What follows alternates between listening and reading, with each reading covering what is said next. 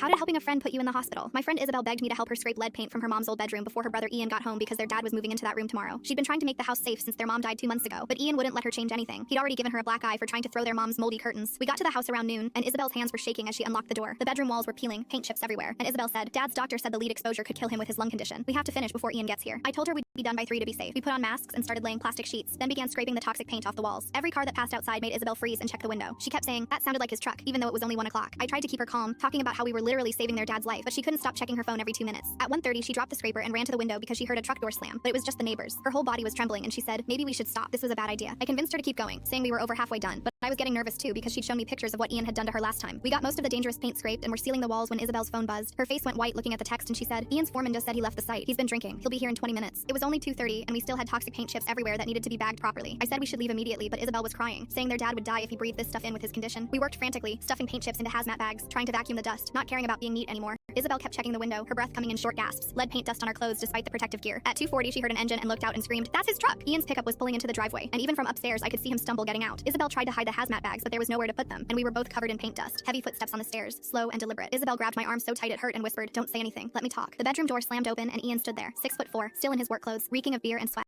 His eyes went from us to the scraped walls to the bags of lead paint on the floor. His face turned dark red, and a vein started pulsing in his neck. "What the fuck did you do?" he said, his voice deadly quiet. Isabel tried to explain that the lead paint would kill Dad, but Ian crossed the room in 2 steps and slapped her so hard she fell into the paint chips we hadn't bagged yet. I yelled at him to stop, but he turned on me and said, "Get out of my house." I told him I wasn't leaving without Isabel, but he grabbed a hammer from his tool belt and said, "You want to test me?" Isabel was trying to get up, toxic paint dust in her hair, blood running from her nose. Ian kicked the hazmat bag across the room, lead chips flying everywhere, and screamed, "You ruined her room! You ruined everything!" He stood in the doorway, blocking our only exit, still holding the hammer. Isabel was crying and saying Dad would die from lead poisoning, but Ian grabbed her by the throat and slammed her against the scraped wall. I tried to pull him off, but he swung the hammer at my head, and I barely ducked in time, feeling it whistle past my ear. He had Isabel pinned with one hand on her throat and raised the hammer with the other. "You want to erase Mom? I'll erase you." I grabbed the scraper and slashed at his arm, making him let go of Isabel. She gasped for air and tried to run past him, but he caught her hair and yanked her back, throwing her into the bags of toxic paint. He came at me with the hammer, and I backed up, but there was nowhere to go in the small room. He swung, and I felt it graze my shoulder, sending shocking pain down my arm. Isabel grabbed his leg, and he kicked her in the stomach, making her curl up, gasping. He stood over her with the hammer raised and said, "You're just like Dad." Couldn't wait for her to die, probably helped her along. Isabel sobbed that she was trying to save Dad, but Ian brought the hammer down, stopping just inches from her head, punching a hole in the floor. "Next one won't miss," he said. I tried to tackle him, but he was too big and threw me into the wall, my head hitting hard enough to see stars. Through blurry vision, I saw him standing over Isabel with the hammer raised again, his face twisted with grief and rage and alcohol, and she was begging him to remember that Mom wouldn't want Dad to die from lead poisoning. He was crying now too, screaming about how Isabel had killed their mom by putting her in hospice, how she'd given up on her. The hammer was shaking in his raised hand, and I couldn't get up fast enough, and Isabel was trying to crawl away, but he planted his boot on her back, pinning her down. "Mom's room stays exactly how she left it," he said, and started bringing the hammer down. Full story on the channel below.